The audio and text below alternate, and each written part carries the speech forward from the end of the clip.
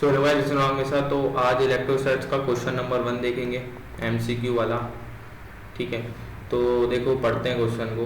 When identical point charges are placed at a vertices of a cube of edge length A. ठीक है, मैंने क्या किया, एक एज लेंथ ए का क्यूब कंसिडर किया और उसकी सारी वर्टाइसिस पे मैंने चार्ज क्यू प्लेस कर दिए। मैग्नीट्यूड मान लो चार्ज क्यू का मैंने इस पर प्लेस कर दिया। ठीक है, नाउ अब क्या बोल रहा है ये, अब ये बोल रहा है each of them experience a net force of magnitude F. मतलब हर पॉइंट चार्ज एफ मैग्नीट्यूड का फोर्स एक्सपीरियंस कर रहे हैं। Now these charges are placed on a vertices of another cube of edge length B. मतलब पूरा setup same है कि चार्जेस सेम है, उनका मैग्नीट्यूड सेम है, बस मैंने क्या किया, इसकी जो एज लेंथ है उसको कम कर दिया या ज़्यादा कर दिया, मतलब चेंज कर दिया मैंने, बी वाला क्यूब कंसिडर कर दिया एज लेंथ वाला। What will be the magnitude of net force on any of the charges B. अब क्या नेट फोर्स होगा हमें बताना है। मतलब क्यूब को तुम छोटा कर दो, उसकी एज लेंथ बी कर दीजिए या तो बड़ा कर दो। ठीक है, तो अब क्या फोर्स होगा हमें ये बताना है। ठीक है, चलो करते हैं। तो सबसे पहले मैं इसको कंसिडर करता हूँ, तुम्हें समझाने की कोशिश करता हूँ, ये वाला चार्ज। ठीक, मैंने ये वाला क्यू चार्ज कंसिडर किया। अब इस पे मैं वेक्टोरली फोर्स मैं इसमें लेता जाऊंगा, तो मैं कंसिडर करता हूँ कि सपोज ये वाले चार्ज के कारण, इस वाले चार्ज के कारण इस पे फोर्स कितना लग रहा है देखते हैं। लेट सपोज मैंने इस डायरेक्शन में इसको F1 मान लिया फोर्स को, और मैंने ले लेता हूँ इसको A cap, F1 A cap ले लो। ठीक है, इन द सेम वे इस वाले चार्ज के कारण इस पे फोर्स मान लेता इस डायरेक्शन में रहेगा। तो लेट्स से मैंने इसको ले लिया F2 बी कैप ले लो, बी कैप। ठीक है, अब सपोज मैं ये वाला तुम्हें समझाने की कोशिश करता हूँ कि ये वाला मैंने इसके डायगोनली अपोजिट चार्ज है, इसको कंसिडर किया। अब ये कुछ इस टाइप से इस डायरेक्शन में F3 फोर्स लगाएगा और इसकी डायरेक्शन वेक्टर सी कैप ले लेते हैं। ठीक है, तो ये कुछ ऐसे लग रहा है। और ऐसी सेम टू सेम और भी चार्जेस हैं, ये वाला चार्ज, ये वाला चार्ज, ये वाला चार्ज, इन सब के कारण जो है वो इस पर फोर्स लग रहा होगा। ठीक है, ये वाले चार्जेस के कारण इन पे फोर्सेस लग रहे होंगे, बाकी जो अदर है तो लग रहे होंगे F4 F5 F6 something direction.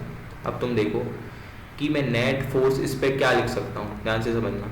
इस पे मैं नेट फोर्स F वेक्टर लेते हैं और इसको लिखने की कोशिश करते हैं, F1 A cap plus F2 B cap plus F3 C cap and so on. ठीक है, और भी चार्जेस के कारण पे फोर्स लग रहे होंगे कुछ ना कुछ। ठीक है, अब देखो इसका मैग्नीट्यूड लिखते हैं। मैग्नीट्यूड लिखो भाई, F1 क्या हो जाएगा, K Q square over A square A cap. ठीक है, प्लस F2 क्या हो जाएगा, सेम इसके कारण डिस्टेंस ए है, एज लेंथ ए है, तो K Q square over A square B cap. ठीक है, अब F3 देखो, ये √3a होता है, तो के क्यू स्क्वायर प्लस आएगा plus K Q square over 3a square C cap. दोनों के बीच में डिस्टेंस √3 होता है, √3a। ठीक है, तो ये हो गया C cap and so on. अब तुम समझो, मैं तुम्हें समझाने की कोशिश क्या कर रहा हूँ कि अब मैं इसमें से क्या कॉमन ले सकता हूँ। ऐसे ही जितने भी चार्जेस हैं वो कुछ ना कुछ इस वाले चार्जेस पे फोर्स लगाएंगे, तो उनमें देखना कॉमन टर्म क्या दिख रही है तुम्हें, के Q square over A square. इसमें कॉमन आ रही है कि नहीं आ रही, देखो के Q square over A square अगर मैंने कॉमन निकाला तो मेरे पास ब्रैकेट में क्या बचता है, इनके directions A cap B cap plus C cap upon 3 plus so on, कुछ ना कुछ और भी चार्जेस के कारण। ठीक है, अब तुम देखो मैं इसका क्या करता हूँ, मैग्नीट्यूड ले लेता हूँ। मान लो कि मैंने यहाँ पर इसका मैग्नीट्यूड ले लिया। अब देखो तो ये क्या होगा, मैग्नीट्यूड F हमें क्वेश्चन में दे के रखा है, ये किसके बराबर है, F के बराबर है। तो मैं इसको F ले लेता हूँ, यहाँ पर किसके इक्वल हो जाएगा, K Q square over A square के इक्वल हो जाएगा। और मैग्नीट्यूड ऑफ किसका हो जाएगा, A cap plus B cap plus C cap upon 3 plus and so on का ये इसका मैग्नीट्यूड ये हो गया। अब भाई तुम समझो कि ये लेट सपोज इस डिब्बे वाले मैग्नीट्यूड को मैं के डैश मान लेता हूँ, के डैश। ठीक है, के डैश ले लिया मैंने। अब मैं इस फोर्स को क्या लिख सकता हूँ यहाँ पर आसानी से, K Q square over A square into K dash.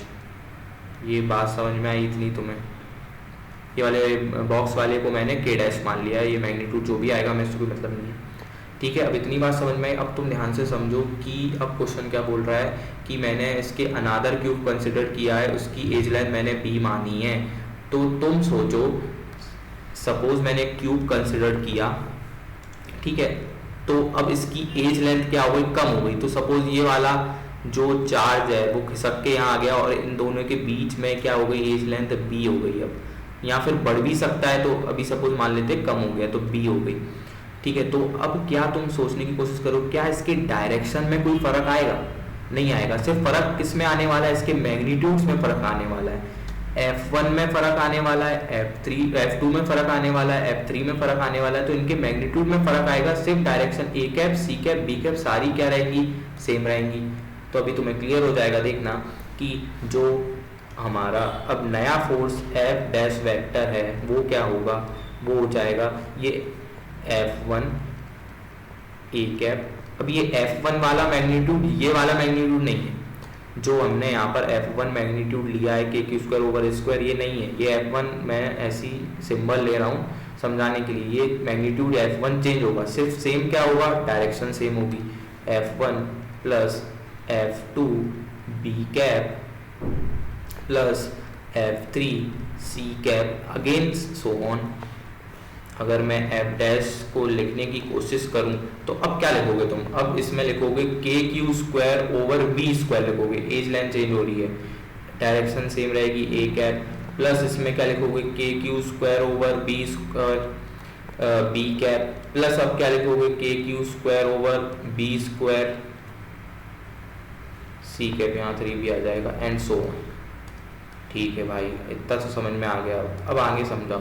देखो तो फिर क्या होगा, एफ डैश का मैंने यहाँ पर मैग्नीट्यूड लेता हूँ और इनमें से K Q square over B square common निकाल लेता हूँ।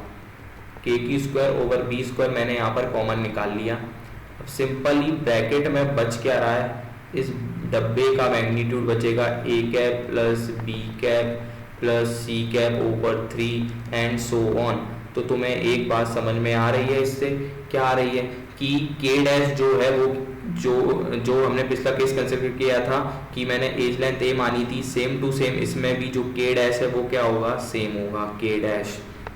इतना सा क्वेश्चन था। अब तुम आई होप तुम तो सॉल्व कर ही लोगे। अब एफ डैश मान लेते हैं, इसको नया फोर्स है, ठीक है। तो ये हो जाएगा K Q square over B square into K dash. अब तुम्हें ये एफ डैश सी निकालना है कि अगर लेंथ बी हो जाएगी तो फिर फोर्स होगा चार्ज पे, each of them will experience a force, कितना होगा एफ के टर्म में, तो वो आ गया है हमारा। अब तुम यहाँ से देखो क्या लिख सकते हो, तुम लिख सकते हो F into A square equals to K Q square K dash. अब ये वाली वैल्यू को उठा के तुम इधर प्लेस कर दोगे तो तुम्हारा आंसर आ जाएगा। देखो एफ डैश क्या हो जाएगा, एफ डैश हो जाएगा F A square over B square. ये है हमारा आंसर। बस तुम्हें इतना सा सोचना था, तुम्हें कोई कंपोनेंट नहीं लेने थे कि इनकी डायरेक्शन जो है वो सेम रहेगी, कोई चेंज नहीं होगा। एज लेंथ चेंज हो रहा है, मतलब एज लेंथ चेंज हो रहा है ए से बी में, तो बस उसका लेंथ चेंज हो रहा है, मतलब ये डिनोमिनेटर वाला पार्ट चेंज हो रहा है। ये पूरा एज इट इज डायरेक्शन है वो सेम रहेगा, ठीक है। तो आंसर मार्क कर देते हैं इस क्वेश्चन का।